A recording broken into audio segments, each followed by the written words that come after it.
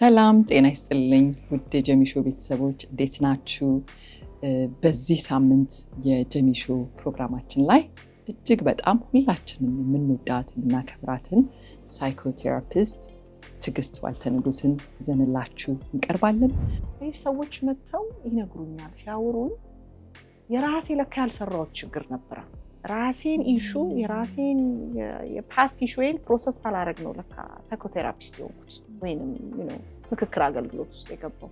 ምንድነው አድቫንቴጁ? ምን አይነት ሰዎች ናቸው ሊኖራቸው የሚገባው? የሆነ ሰው ችግር ውስጥ መሆን የለበትም ወይ ቴራፒስት እንዲኖረው?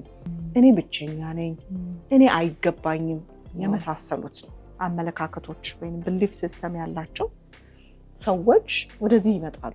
አሁን እንግዲህ አይሽ ከኢትዮጵያ ወደዚህ ስትመጪ በቃ አለቀ። ትልቅ እኮ ትራንዚሽን ነው ህይወት።